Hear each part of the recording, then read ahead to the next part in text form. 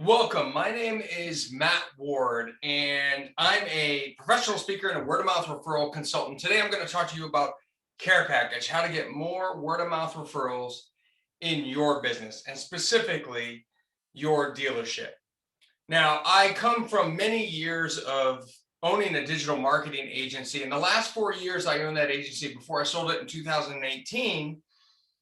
Every single new client I got was from referrals. So I'm going to unpack for you today a series of methodologies and strategies that I wrote about in my book that we can cover so that you can get more referrals in your dealership as you move past the pandemic stage and try to grow and try to build relationships that matter so much more. Now, I want to start out letting you know that normally in a non-pandemic environment, I'm on stage everywhere. In fact, this is my keynote speaker strikes a pose video, right? My photo here is most certainly photoshopped. That I can guarantee you. This one though is not. That is Dapper Matt Ward. That is me in 1991 at my high school prom in good old Hershey, Pennsylvania. That's right. I grew up in Chocolate Town, USA, hence my wall art here that I continuously remind myself about. You know, there's some really great things about Hershey, Pennsylvania that you may be familiar with if you've ever been there. Two really, really cool things. The first one is that the streetlights are wrapped and unwrapped Hershey Kisses. The second one is, that's right, it smells just like chocolate. Now, sitting in your chair, just lean back, take a deep breath with me.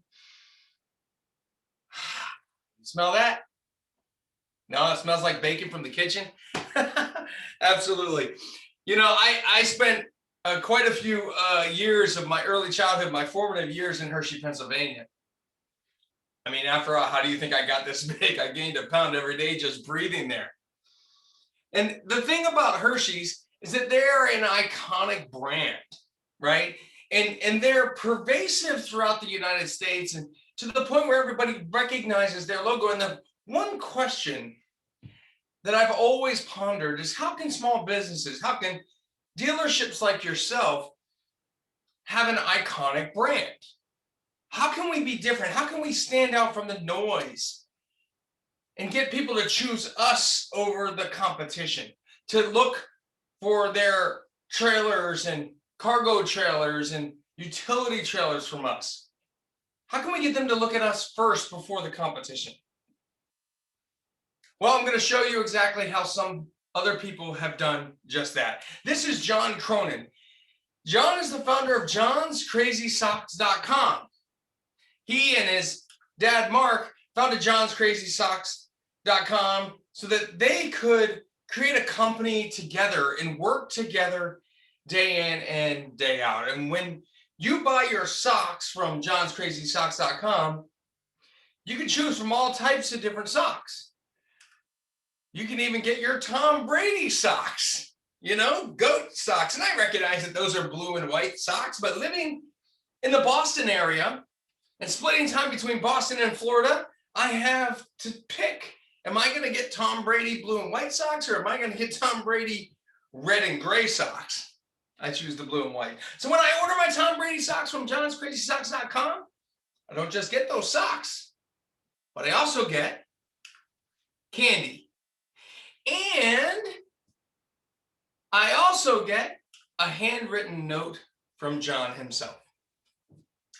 And if I'm lucky enough to live on Long Island, or you're lucky enough to live on Long Island, when you order your socks from johnscrazysocks.com, you might just be fortunate enough to meet John in person when he hand delivers your socks to your door. Now, if you're like me and you split time between Boston and sunny Southwest Florida, then when you order your crazy socks from johnscrazysocks.com, you don't get to meet John, you get to meet this guy, the Amazon delivery guy. That's right, many of us have a relationship with him since the pandemic started, and it's not one we want to rave about. But the bottom line is John Cronin says his mission is to spread happiness through socks. And aren't crazy socks just so much fun? Don't they just make you smile? I mean, look here.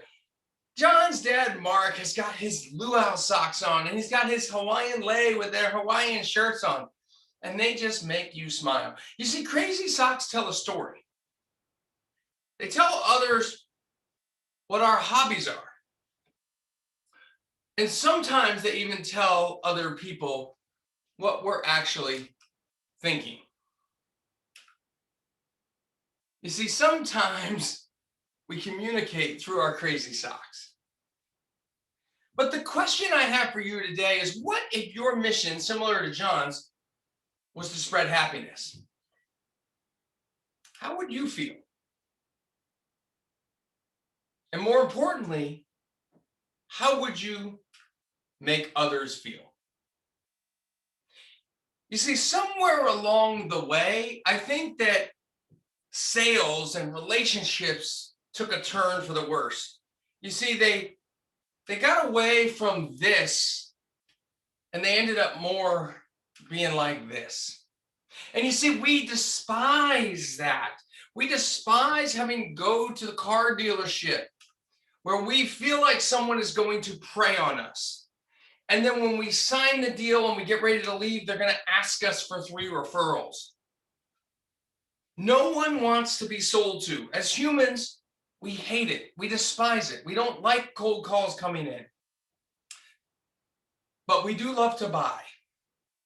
We'd like to buy on our own terms. And I feel like we need to hit the reset button and just kind of start this whole thing all over again. Now, I don't know about you. I don't know all the stories that your business originates from, the family lineage that your dealership, how it was started, when it was started. But I'll tell you just for a brief minute that for me, I was an accidental business owner. You see, I was a youth football coach in a town called Leominster, Massachusetts. And I was a volunteer for the Pop Warner organization. And at the time, back in 1999 and 2000, I had volunteered to help them with a website. Well, actually, I was more voluntold, right? That's kind of what happens when you have an idea in a nonprofit organization. You're kind of forced to execute the idea. And so I walked into my full-time job the next day, and I was telling a coworker, Allison Marshall, that we had to do a website. And she said, "Oh, it's a nonprofit?" I said, "Yeah." And she said, "Well, I'll do it for you." I said, "Oh, great." So she did the website, and I delivered it to the nonprofit organization. I effectively had just outsourced my first project. And so at the time, I didn't know really where this was going to go, but I had a parent walk onto the football field.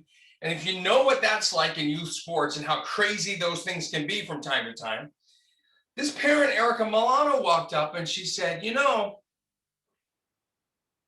you should start a web company." And I looked at Erica Milano and I said, "You should get off the field. Parents aren't allowed on the field."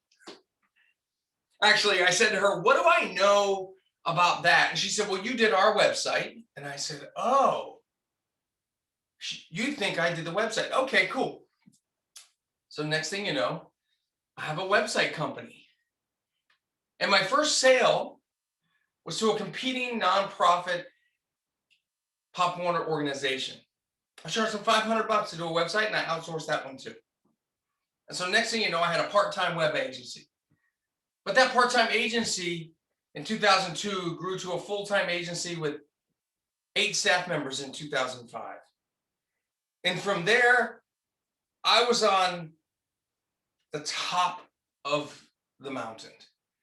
I was coaching youth football, the little kids, 5 and 6 years old. I was teaching them how to play the sport. I was running a company, a web agency, and I really loved what I did. I could not be beat. You know, at the time, as a head coach of these 5 and 6 year olds, look, they couldn't pass the ball. They could barely hand off the ball. They didn't really know the name of the plays. They didn't really know the rules of the game. They just loved putting a helmet on. In fact, they loved so much coming to the field that it mattered so greatly to them. And at the time, I was the head coach. I felt empowered. I felt powerful. I felt like the champion of the world. I felt like this guy. But in reality, I was much more like this guy. You see, I was an agency owner and I had no idea how to make a sale for a website. I wasn't Bill Belichick. I need a check. And what I also knew was that I hated sales. I hated every single bit of the sales philosophy. And so I wanted to figure out how to get more referrals in the business. And when I speak in person with people, the first question I'll ask a room full of 100 people is, how many people here get all their new business from referrals? And everybody raises their hand. And then I said, now leave your hand up if you spend all your marketing dollars going after referrals. And everybody puts their hands down. Because we don't. We spend all our marketing and advertising dollars going after new cold prospects. But instead, we could be building relationships with people. You see, what John Cronin did with John's Crazy Socks by putting candy in a box and a handwritten card in a box is not new. That's been around for hundreds of years, right? This idea that we care about people. John Cronin didn't have a revolutionary idea. What John Cronin had was revolutionary action. And today I'm going to share with you the 4 pillars that I talk about in my book, More Word of Mouth Referrals, Lifelong Customers and Raving Fans. There are 4 key pillars I'm going to share with you today and share you a couple stories about some business owners and even myself and how we execute on these pillars to make an impact for other people. The first pillar is over delivery. And I define this as exceeding your client's expectations. Now, you need to know what your clients are. In a dealership world, that's really just having conversations when people walk in the door. What's the expectation on, a custom cargo trailer? How long will it take? What's the communication? Do people want to receive communication via text or phone call or email? But having an understanding. Let me be very clear that this is not under promise and over deliver. I hear that a lot. We never want to under promise to people. We want to give them our all, our absolute best every time we can. But we need to exceed the expectations. And so in order to exceed the expectations, we need to know what those expectations are. When we exceed expectations, we make others feel like they matter. And that is the most important thing with getting more referrals in your business. Maya Angelou once said that people will forget what you said and people will forget what you did, but people will never forget how you made them feel. Right? When you care about others, when you over deliver, when you find ways to exceed expectations, you make people feel great. This is my friend, Mckenzie. He's a speaking trainer up in Toronto. I met Majid at a conference we were both attending in Toronto, Canada. And what Majid's business practice is, and this is pre-COVID, is what he does is he has his clients fly into Toronto and they arrive a day early. And then the day of his retreat that he does, a 3-day retreat, he says he'll pick them up at the hotel. And what most trainers and retreat organizers would do is they would send your traditional Uber car. But in fact, that's not at all what Majid does. He sends a stretch limo. Now, how many of you at your dealership would send a stretch limo to pick up your customers to come down to the dealership? Now, you might be thinking, really, dude? Like, that's crazy. That's not in the budget. I don't have the money for that. I don't have the space in my garage for a limo. I get it. That's not what this is about. What this is about, though, is figuring it out how you can do this just one more better. Just a little bit better than what you're already doing it now. How can you think outside the box so that you deliver an experience that matters to other people and makes them remember you consistently? Some of you may be familiar with the Big Ten network. I was not for a long time. In 2015, I bought a vacation rental in Fort Myers, Florida, just outside Sanibel Island. And this was July of 2015. I renovated the property, and my very first guest booked for March of 2016. My guest's name was Jed. Jed was from Michigan, and he was a huge Michigan Wolverines fan. He loved Michigan football and Michigan basketball. And about 2 weeks prior to flying down to the property, Jed calls me up and he says, "Hey, Matt, I'm getting ready for my trip. Just wanted to check, do you have the Big Ten network?" My answer was, I don't know. So I called it Comcast and I said, "Do I have the Big Ten network?" And they said, "No." And I said, "Can I get it?" And they said, "Yes." I said, "How much?" They said $10 for the month. I said, "Okay, great." Hung up, and I figured I'd call them back when I made a decision. Now, it's at this point that I'm at a crossroads. What do I do? What would you do? There's a lot of options here, right? There's the first option, which is to call Jed and say, "Hey, it's $10. Just PayPal me the $10. You're good to go." The second option is, "Hey, it's $10. Give me the $10. PayPal it to me. And oh, by the way, there's a sports bar down the street called Gator Bites, less than a mile away. It happens to be where all the people from Michigan gather for sports events. So when the football season's on, all the Detroit Lion fans are there. And when basketball's on, all the Wolverine fans are there." So you could go down there and meet a bunch of other Michigan fans. That would be a kind of a cool experience. And then I thought, but how can I just do this one more better? And so I called up my friend in Massachusetts, Marie, who I saw on Facebook was doing wood etching designs on cutting boards. And I said, "Marie, can you make me the Michigan Wolverine basketball court, emblazoned with the 3-point arcs and the Michigan logo right square center of the cutting board, the big blue M? Can you get the free throw lines in there with the little hash marks where the people stand? Can you make this look like a basketball court?" And she said, "You betcha." And so I ordered it and then I shipped it down to Jed. And I knew that Jed received it, not because the postal service and their delivery notifications, but because Jed went on social media and posted everything about it. Here's a photo of the cutting board I had made for Jed for less than $40. What types of things are you doing that are about your clients? How are you going one step above?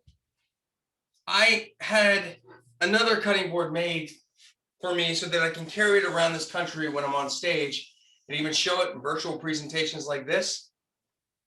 It's the exact replica of what I sent Jed. There's the M right in the middle. This costs hardly any money, right? You couldn't even buy this on Amazon. In fact, I don't even think Jed would ever use this to cut anything. He's probably going to put a nail in the wall and hang it up. But it's not about the utility of what he does with it.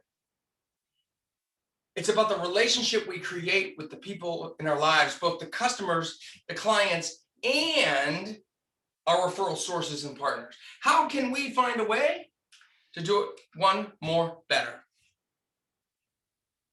That's the mantra. How can we just ratchet it up just a little bit? Remember that good enough isn't good enough. Everybody out there says their customer service is the best. Really? Is it really the best? Who's the determining factor of that? It's not the business owner. It's not the dealership owner. It's not the dealership salesperson. It's the customer. And how are we actually going above and beyond? Like, if we hire a painter to come into our house and paint the walls in our house, and it's a 3-day project, but on day 2, you come in and you see that the light switches are taped off. Well, now that's a problem, because two questions pop into my head when I see this. The first is, you've got to be kidding me. You're not taking the light switch cover plates off. The second question that pops into my head was, I had to tell you to do this? Clearly, they did not read this book. This is a real book. Someone wrote this book about painting. What painters need to do is take all the cover light plate switches off, paint the room, and when they go to put them back on, realize immediately that the worst thing on the wall is not the cover plates. Just buy extra cover plates. Tell all your painting friends to do this. Replace all the cover plates, and then bring the stack of cover plates to the customer and say, here's all the cover plates. These are extras. These are backups. We threw the cracked ones away, the stained ones away. Here's some backups for you. Oh, by the way, no charge. Because what do those cost? 30, 40, 50 cents a piece when they buy them in bulk? But the reality is we're seeing not enough of that. We're seeing people that just think, oh, well, that's good enough. And we have to remember that good enough is not at all good enough. So that's pillar number one, is exceeding our clients' expectations. Pillar number two in the book is listening. How can we speak less and care more? Speak less and care more. We listen with more than just our ears. We listen also with our eyes. This is my good friend, Ronnie Bartles. She hails from Charleston, South Carolina. And Ronnie is a fantastic marketer as a whole. And she's a great blogger, great social media influencer. And Ronnie would write these great articles about marketing, and she would tell great stories. And in one article, it was all about the difference between how sweet and salty can sometimes go together. And buried in the middle of that article was her statement professing her love for chocolate-covered bacon. Now, Ronnie, in and of herself, had never bought a single thing from me. She had referred some clients to me at my agency. But I immediately saw this and started sourcing chocolate-covered bacon, and then I shipped it to her house in Charleston, South Carolina. How can you learn about other people and listen to what they're saying without actually hearing them speak the words? Maybe you're reading an article, you're reading a book, you're reading social media posts. Social media posts are a great place to build relationships with your referral sources, the people that refer you business, the truck dealerships and the people that sell accessories for trucks that you might not sell, and the detailing services and people like that that can send you more business. Start to build relationships with them on social media and start to listen and understand who these people are. I mentioned earlier that I grew up in Hershey, Pennsylvania. And in Hershey, Pennsylvania, there's a very large school campus. It's called the Milton Hershey School. You see, Milton Hershey and his wife Kitty could not have children. In fact, they were in Europe many years before he founded the chocolate company, and they had a ticket on the Titanic and never got on it. Interestingly enough, in 1909, because they couldn't have kids, they took their entire fortune and put it into a thing called the deed of trust to build this school and run this school called the Milton Hershey School. It's for disadvantaged and poverty-stricken kids. Over 1,200 kids attend that school completely tuition-free. They pay nothing to go there. They cover room, board, shelter, anything they need. They even cover up to $90,000 in college education once they graduate from this school.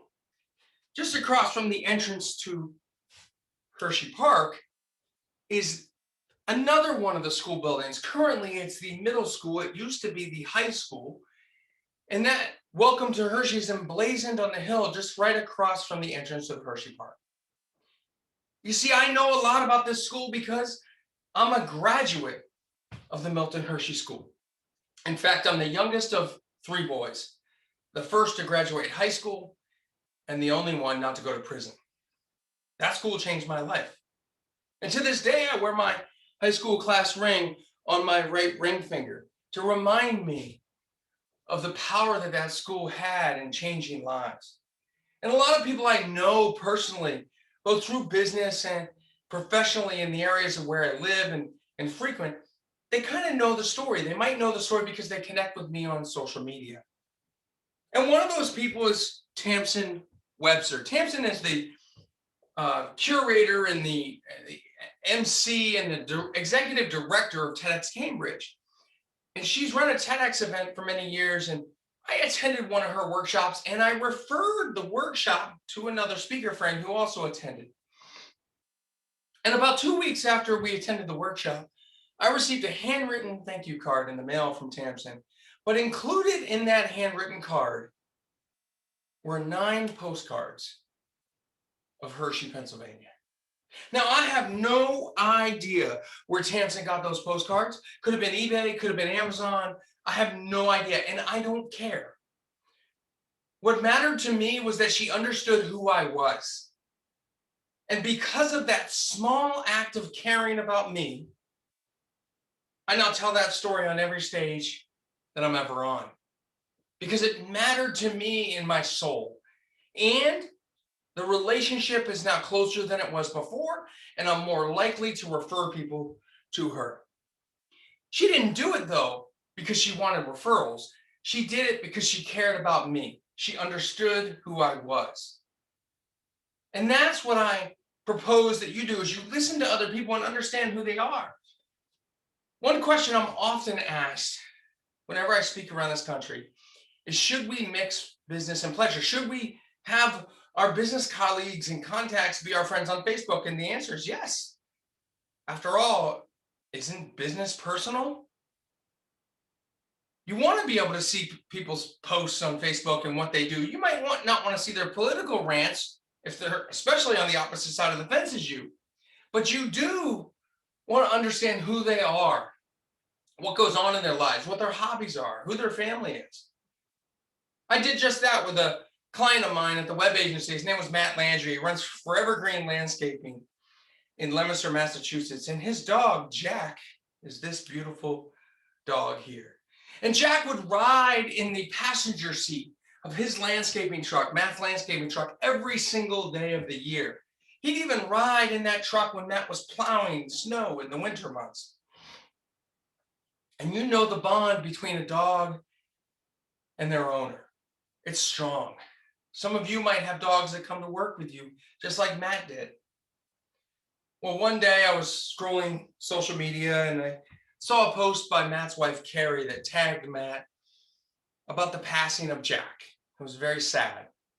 And it told the great story of how he's such a good boy and he was always in that landscaping truck and always on the job site, and how their customers always loved him, and how he was a faithful friend and companion for many, many years. And I took that opportunity to want to wish Matt the best in this tough time. And so I ordered Matt a memory stone for their new garden. And I had it personalized with Jack's name on it. And I sent it to him. I had this stone shipped to me first, and then I wrote a handwritten card and sent it to Matt. And certainly Matt did what you would expect, is he put pictures up on Facebook, and he then said, this is the kind of vendor I want in my business, the one that cares about me. You know, we don't send things to people so that they post them on social. We're not friends with people so that we see that they post about us on social. We send things to people because we care about them. We trust them. You see, I believe that people do business with not just who they know, like, and trust, but also who they know, like, trust, and care about. And that's why it's powerful, absolutely powerful, to build the skill of listening and to speak less and care more. The third pillar is surprise. And you've seen some of those in action already, both with the limo with Majid and the stone with Jack and a few other things. But I define surprise as an unexpected gift at an unexpected time. And it doesn't have to be a costly gift. It could be a simple text message. That's a gift.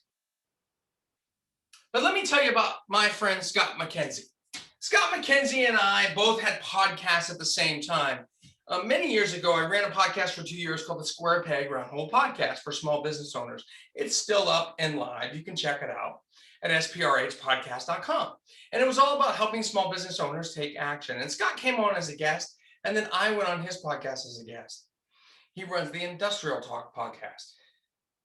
Funny thing though, when Scott came on as a guest, and I did this for every single guest that came on, I wrote them a handwritten card. And then I followed up to check in 3-4 months later, which is something that I traditionally do. And Scott gets on the Zoom call with me and he says, oh, Matt, hold on 1 second. He goes off screen, he comes back on, puts his headphones on, and then he holds it up. That's right, ladies and gentlemen, he held up my card from 4 months earlier. People will keep your handwritten cards. It's about the message you send to them that you took the time to write a note to them. It matters. Look at the grin on his face. People keep your cards. In fact, you probably keep other people's cards. Just in my desk right here, I've got an entire plethora of cards that I've kept. This matters. People will keep your cards. It's a powerful thing when you go from the inbox to the mailbox to stand out, to cut through the noise. That's the goal here, and you need to be intentional about it. Have a purpose. The purpose can be thanks for showing up in the world and being a small business owner. It doesn't have to be something incredibly specific.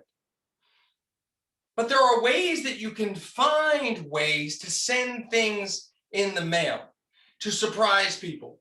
I talked about that podcast. Well, episode 4 was with Shannon the Cannon Hudson. Shannon owns the fitness franchise called 9 Round, which is like Curves for Women, but it's a boxing franchise. And he came on to talk about going from 0 to 100. And at the time, we were recording the podcast on Skype. And so we weren't using the video, just the audio feature. So he couldn't hear me or see me, but he could hear me along with my co-host, Dan Candell. And Shannon was talking a lot about fitness because that's the business he was in. And he was saying fitness and fitness and fitness. And finally I said, Shannon, look, you can't see me, but I'm not a specimen of fitness. Fitness doesn't really fit my vocabulary. Well, actually it does. I'm fitting this whole pizza in my mouth. We had a really good laugh at that. And then when the podcast episode came out, I called Domino's Pizza in Greenville, South Carolina, and I ordered a pizza delivered to Shannon's office and had them write inside, thanks for coming on the podcast. Hope you fit this pizza in your mouth. I surprised him with a pizza delivery. It's fantastic. We had a great time. Did Shannon ever refer me? No, that's not what it's about. It's about building better relationships with other people. Making an impact and making other people feel like they matter. That is what surprise does. It's an unexpected gift at an unexpected time, and it makes people smile. That's what we're going for here when we're trying to get more word-of-mouth referrals in our business and in our dealership.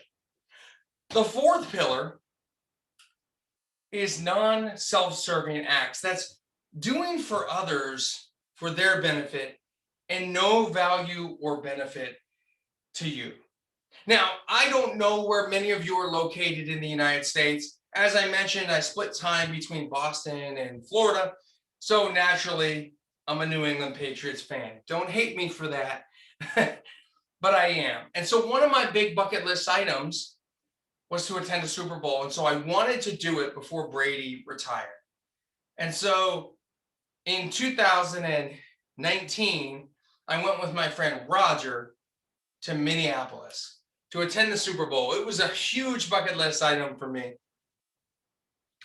And throughout that day, I had a few friends who were texting me.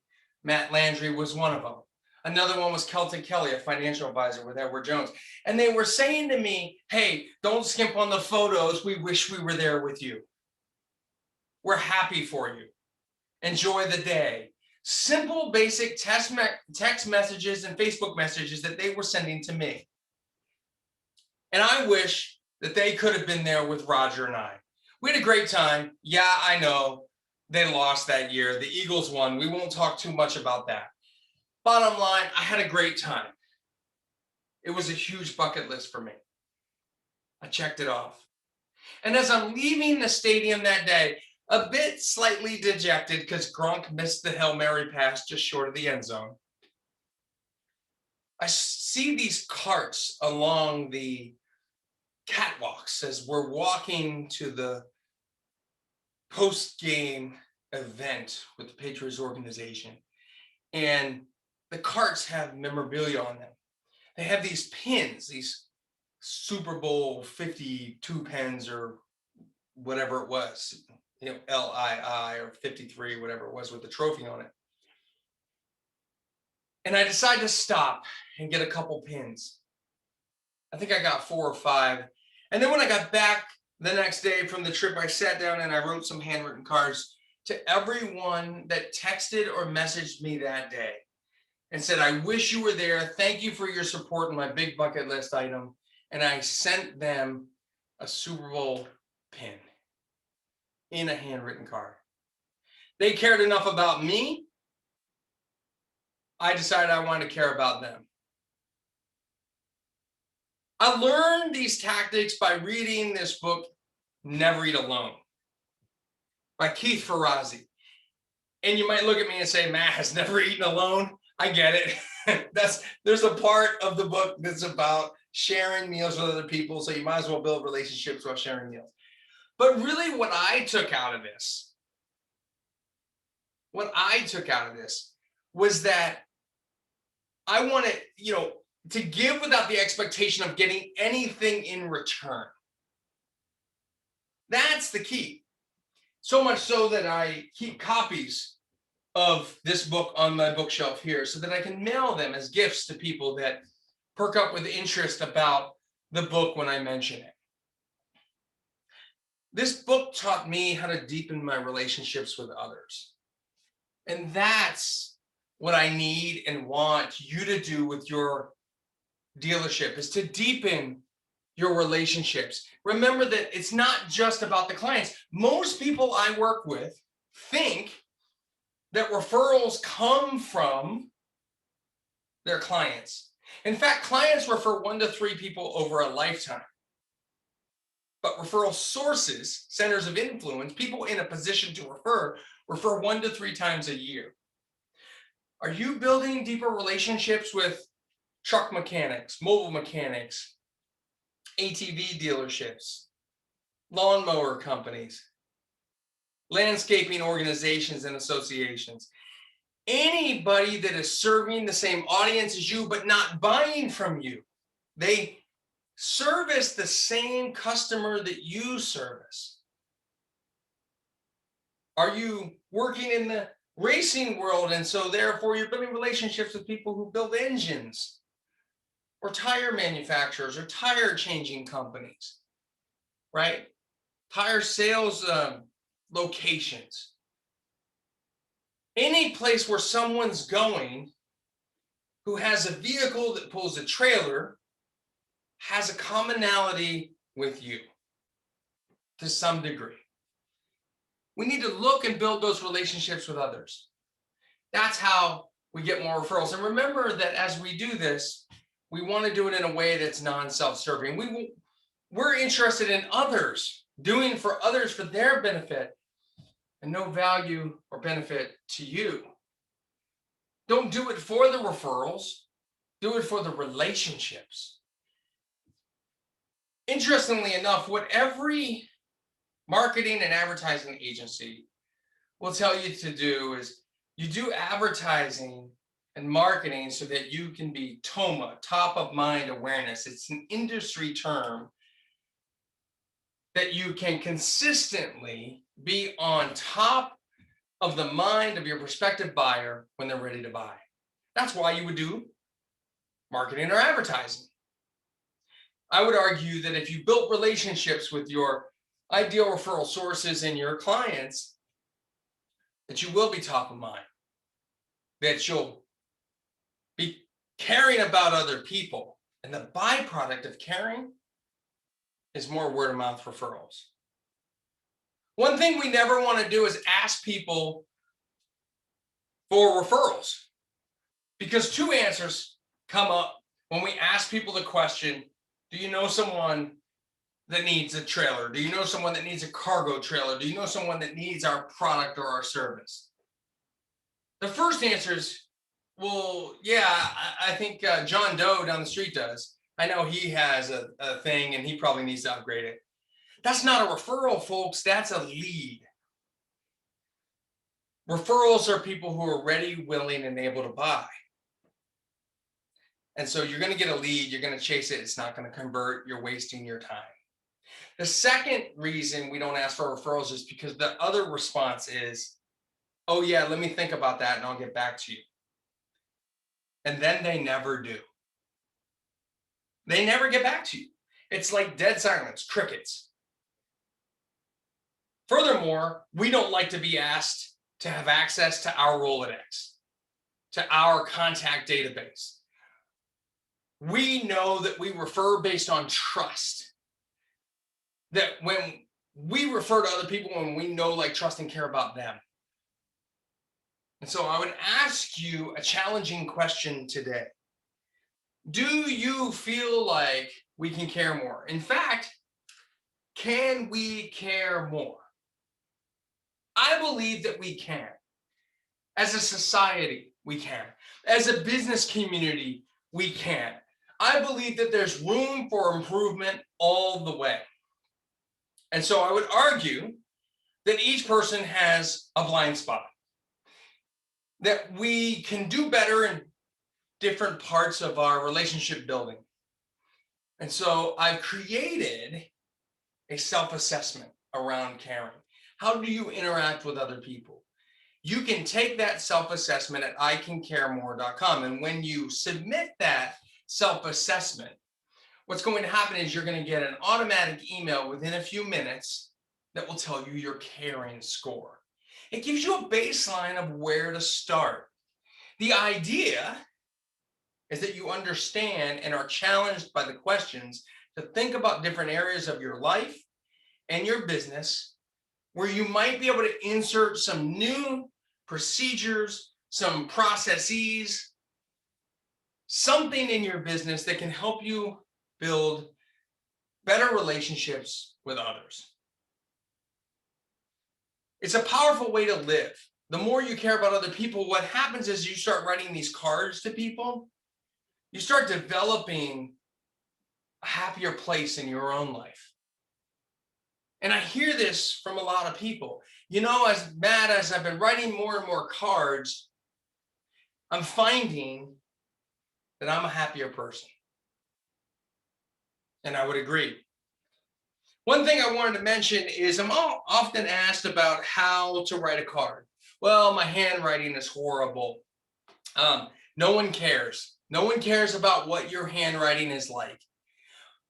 There are a couple principles in writing a card. The first of which is you need a card, you need a envelope, and you need some stamps. So that's the first thing I would argue that you do is you go to Amazon, you buy some blank cards. Do not buy branded cards.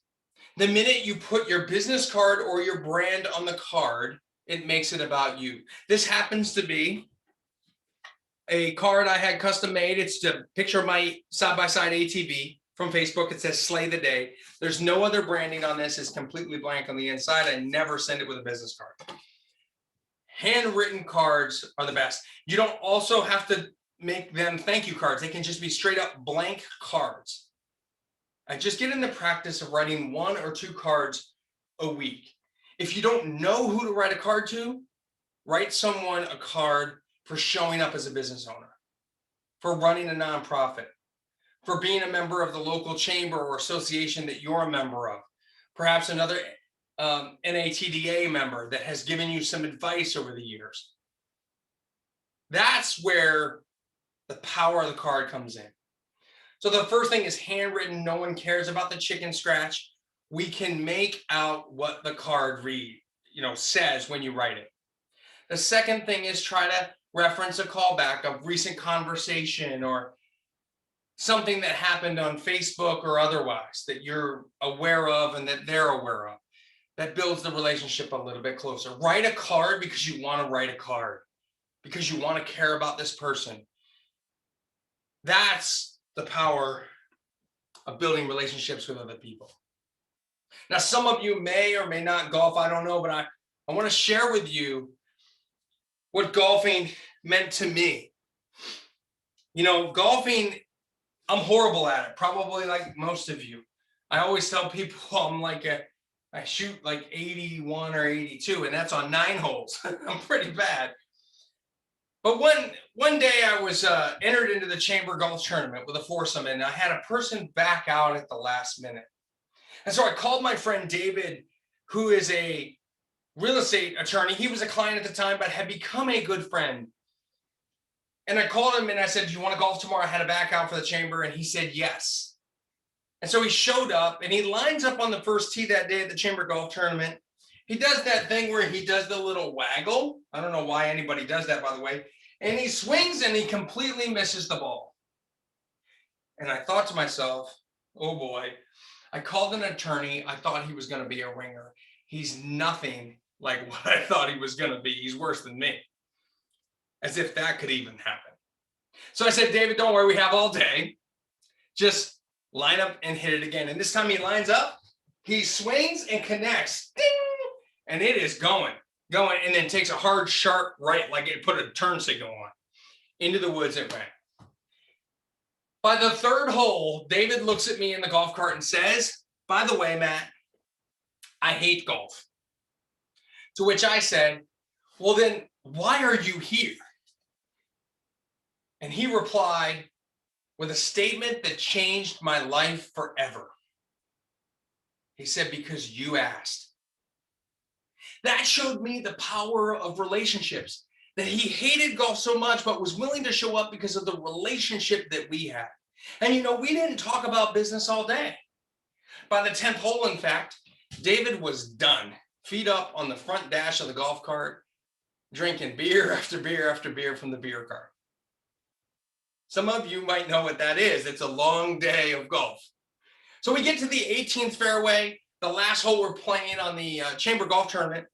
And David turns to me and says, "Oh, by the way, give me a call tomorrow. I want to talk about a project." That's the first time all day the word business and project had even come up. And so I call him the next day, and he buys a $10,000 website from me, one of my top end products. And 2 weeks later, he referred another real estate attorney to buy another website, and they bought a $10,000 website. Now, I'm not standing here in my converted dining room / virtual studio due to a pandemic to tell you that playing golf is going to produce $20,000 in business revenue for you. But I do believe that building relationships matters to the point where people will show up for you even when they hate the thing you're doing. Because the relationship supersedes anything else. I believe in it so much that I call it the high five effect. That's the new book I've got coming out this year. The high five effect, how to do business with people that bring us joy.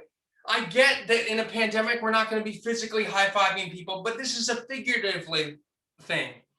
Who can we surround ourselves with that actually make us happy, that make us joyful in our business, that we don't do business with people that don't pay us on time or that are difficult to work with, but instead make us smile in our business every single day? That is the power of word-of-mouth referrals and the power of caring about other people. That we can do a high five, even possibly in the future, a physical high five, in any hallway that we walk down, in any dealership we land in, at any in-person conference that we ever go again to for NATDA. That we are literally high-fiving people because they make us happy and they bring us joy. And at the end result of all of that is that we get more referrals in our business. I hope that I've given you some insight today to think about the types of things that you can change in your dealership, who you can build relationships with, who is it in your community that is referring you on a regular basis. Take a look at the last 10 referral sources that have sent you new business. Now start doubling down on those relationships. Look at that list of 10 people and say, who do I like on this list? Who do I want to spend more time with? Who makes me happy? Who's funny? Who do I like to be around? And start doing the figurative high five with those people. As I like to say on every speech I ever give, on every YouTube video I put up every single week on the internet. Until next time, don't forget to live happy, smile a lot, and high five everyone around you. Thanks. I hope you have a great day.